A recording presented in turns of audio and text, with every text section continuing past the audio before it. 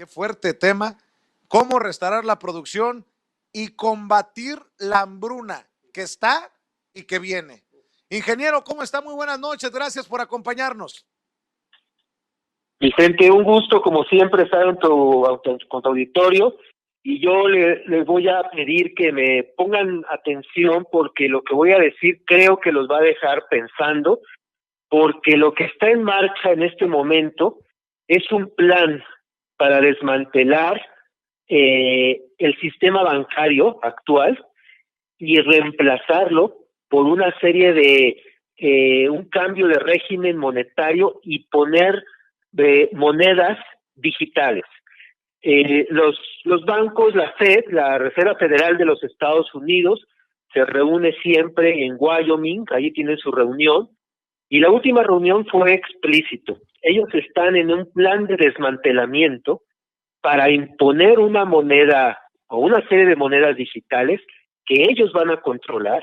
Ellos van a establecer el valor de cada una de esas monedas y van a desaparecer con la soberanía que todavía se tiene o la poca soberanía que queda en la emisión de moneda. El sistema de crédito pues ya ha sido tomado por la banca internacional. México, muchas naciones del mundo pues no tienen bancos, es una banca transnacional que es la que define las políticas de crédito, y lo que tenemos ahora es que este plan va avanzando, porque estamos en medio de un gran desplome del sistema financiero que ya venía desde antes de la pandemia. No es cierto esas versiones periodísticas de que el COVID echó a perder la economía. No. Ya los problemas venían desde antes, graves, y en particular me quiero referir al asunto del empleo.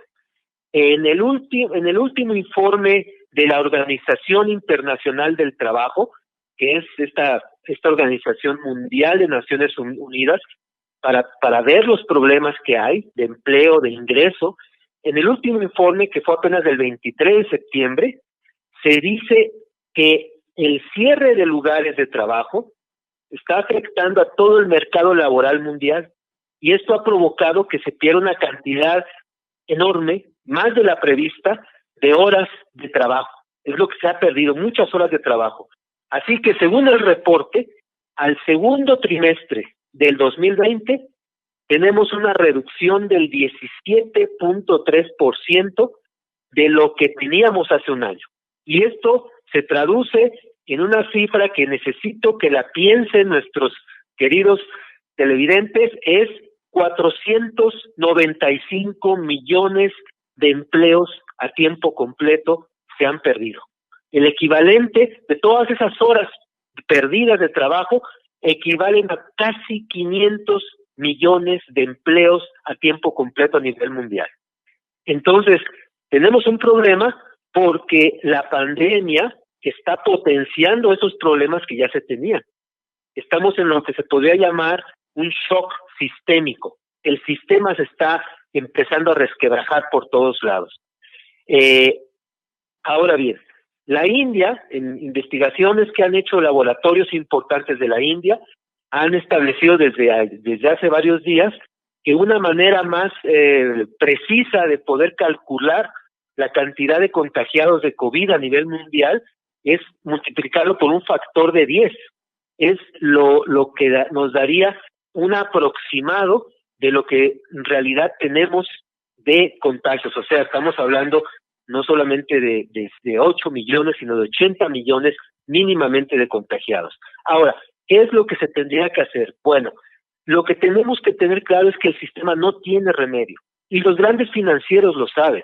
Por eso se están empezando a lanzar golpes de Estado en diferentes lugares del mundo, y se está llevando esta geopolítica de la guerra.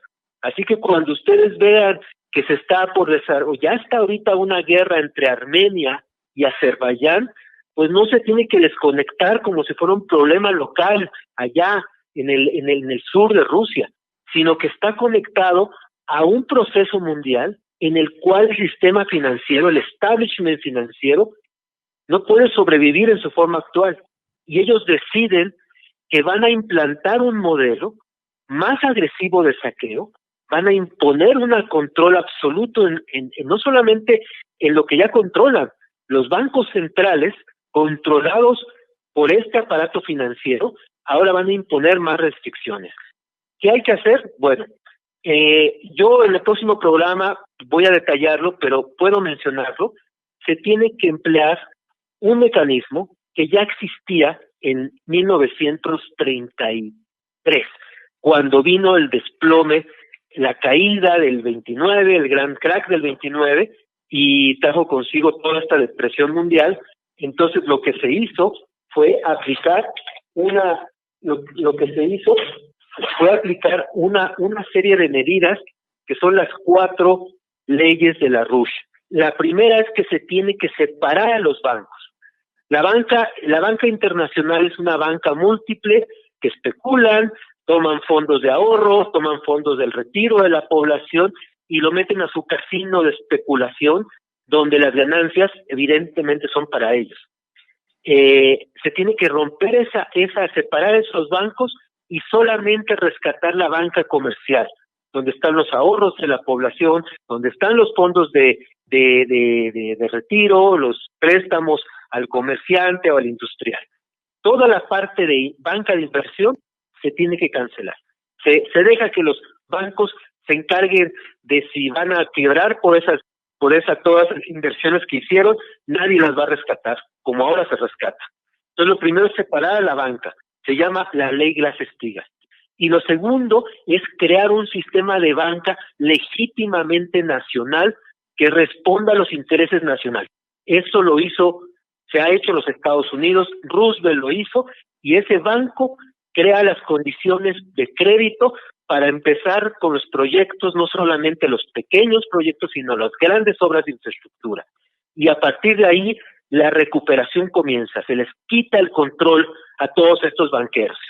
Inmediatamente después vienen las grandes obras de infraestructura, el Estado invierte, y lo que tenemos es una recuperación del empleo. Estas cifras que da la Organización Internacional del Trabajo nos deben de poner a pensar a todos, porque estamos enfrentando uno de los momentos más difíciles, ¿verdad?, en todo lo que ha sido la historia reciente, porque tenemos un problema mayor que el que tuvimos en la posguerra.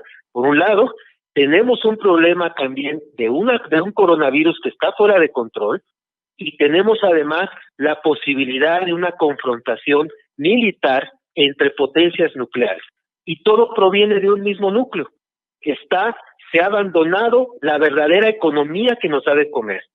Los sistemas de salud pues se abandonaron. Por eso es que la pandemia ha sido tan cruel con la humanidad, porque los bancos se encargaron con sus políticas de crédito de saqueo, de destruir los sistemas de salud, y contaron con la complicidad de gobiernos traidores que lo hicieron a pesar de que sabían que iba a venir podía venir un problema como pandemia. Así que lo que tenemos es la única salida, y si no se hace de esa manera. Bueno, le pido al ingeniero que nos tenga un poco de paciencia para ver si logramos reconectar la comunicación. Por ahí se cayó la telefonía celular en un excelente análisis, muy al momento, y muchas de las cosas que en su momento también ya nos había mencionado, por ejemplo, un Daniel Stulin aquí en Sin Censura. Pero qué interesante cómo el ingeniero Castilleja nos está analizando precisamente este tema, y de cómo los bancos de una manera salvaje pues se han aprovechado precisamente de esta situación, este capitalismo, este neoliberalismo salvaje que tanto daño. Por cierto, algo que va de la mano con lo que dijo hasta el Papa Francisco, que el capitalismo ha fallado y que la vida post-COVID tendrá que ser diferente. Se tiene que trabajar en un nuevo modelo económico. Incluso hoy también se habló en la mañanera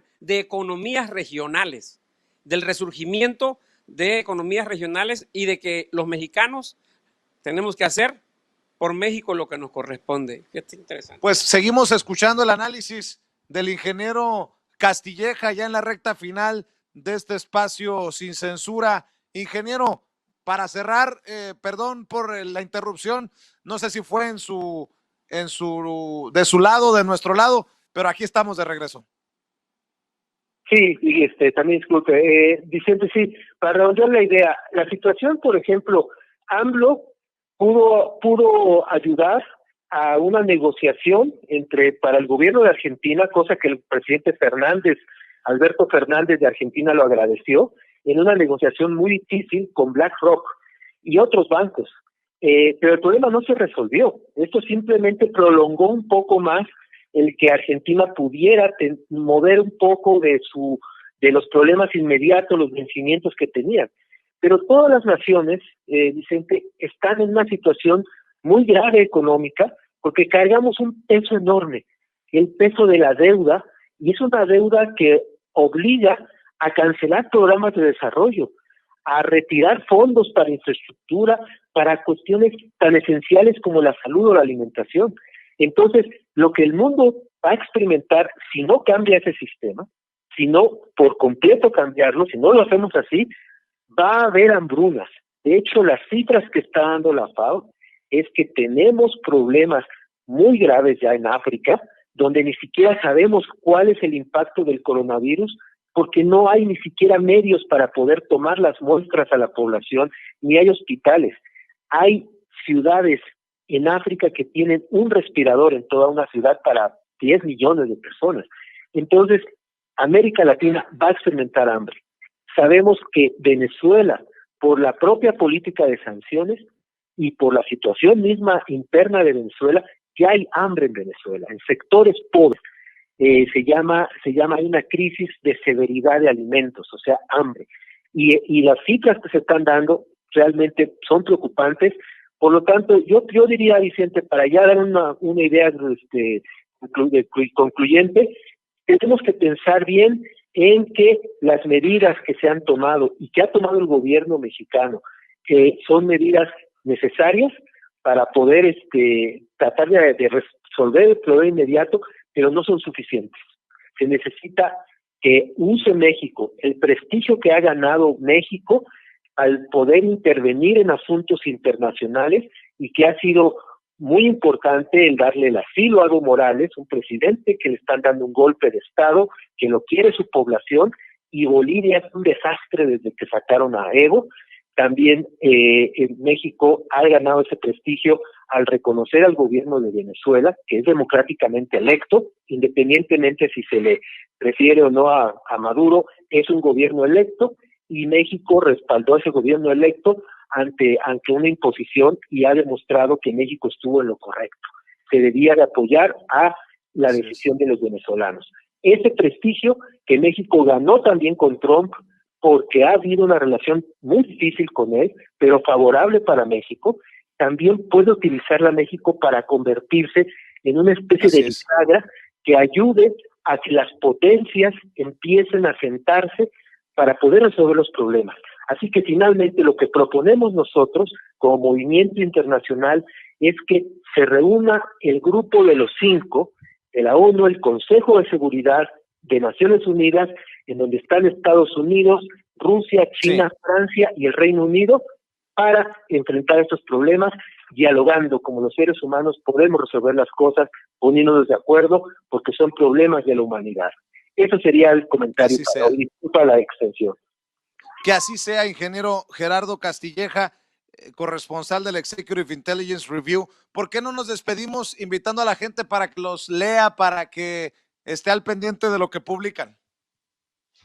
Sí, en la cintilla que va a aparecer está nuestro portal. Es un portal importante porque ahí ponemos día a día lo que estamos dando seguimiento y muy importante, la alternativa. Lo que proponemos para enfrentar esta situación, y nos basamos en los trabajos, en la obra de toda su vida de Lino Larouche y en una cantidad de trabajos de historia donde podemos documentar que este problema de la humanidad no es exactamente algo que nunca hemos pasado. En las dimensiones es muy grave, pero la humanidad ha tenido que salir de problemas graves. La peste negra en Europa, el desplome de los 30. Entonces sí hay medidas científicas para llevarlas a cabo. Y eso aparece en el postal para que lo visiten. Gracias, ingeniero. Buenas noches. Muchas gracias. Que pasen buen Vámonos día. volando.